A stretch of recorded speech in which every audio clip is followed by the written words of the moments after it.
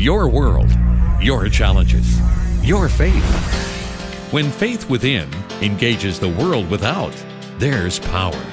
It's living life from the inside out.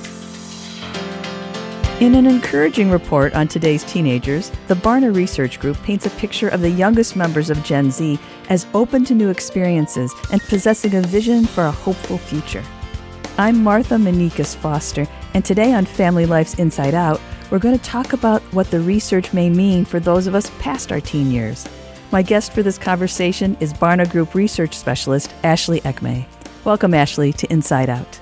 Thank you so much, Martha. It's really nice to be here and talk with you today. I am intrigued by what you have to tell us. So Ashley, if you would, set the stage for us. Who are we talking about when we talk about the youngest segment of Gen Z? So this rising generation of teenagers, and when we say youngest segment, we're specifically talking about 13 to 17-year-old teens for this study. They've lived through unique experiences that no other generation before them has faced.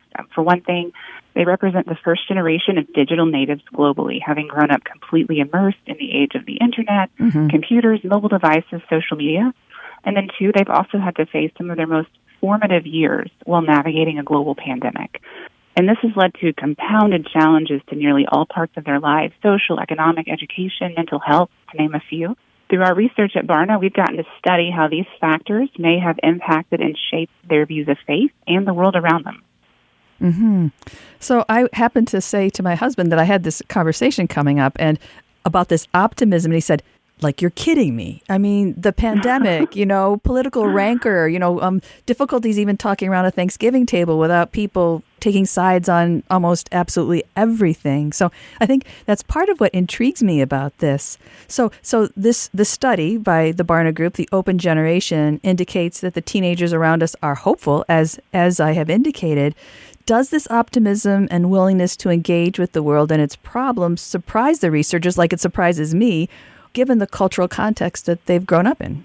It absolutely does. I myself, spoken with my husband, read articles and studies, and so much of what we see in the current milieu characterizes Gen Z as one that's uncertain, doubtful, cynical, isolated. But what we found at Barna when we surveyed these nearly 25,000 teens, and again, this was 13 to 17-year-olds, what we found is so remarkable. For one thing, despite the current social climate, current challenges, teens are optimistic and they're open. They're open to so many experiences and they're confident. Youth today are curious. They long to see change in our world. We found that 78%, so nearly 4 in 5, feel deeply cared for by those around them. That is such an encouraging thing. And then 77% say that they feel that someone believes in them. And then 63% say that they're optimistic about the future. And this is worldwide. This is in so many different contexts. And this is really encouraging news for us. And again, so surprising. But at the same time, I don't want to develop an overly rosy picture of how teens think and feel. So some of the data from the study does tell us, too, that teens today aren't just completely naive. They're not completely free of worry. Nearly half, so 49%, say that they feel anxiety about important decisions. 48% say that they experience uncertainty about the future, and about 1 in 5 feel lonely or isolated from others. And these numbers, those numbers aren't surprising given the current challenges that teens are facing, but overall, it has been so striking to see the response of teens worldwide and be able to find hope and encouragement in that. So the hope and encouragement part of this, which is the kind of the outlier for a non-researcher like me, that one seems unusual because more of the concern, the loneliness, the isolation seems to be more consistent with maybe even older Gen Zs. What did the survey show contributes to the optimism that you're seeing, the hopefulness, the idea that they can help change the world that you see in the teenagers?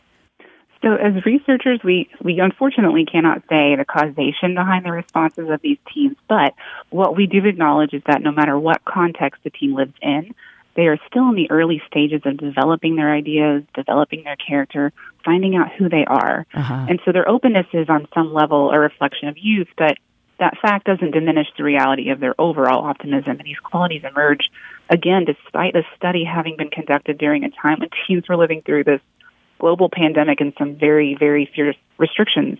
It's incredible to see how they've shown even through a global pandemic. Let me just take a moment. If you're just joining us, you're listening to Inside Out on Family Life, and today I'm talking with Barna Group research specialist Ashley Ekmay. Ashley, your Christianity Today article about this research is titled 3 Ways to Help Today's Youth Stay Optimistic, Curious, and Engaged. In a nutshell, what are those ways? And given what you've learned about the youngest members of Gen Z, how do you suggest those of us who long for others to know Jesus Christ engage the teens around us?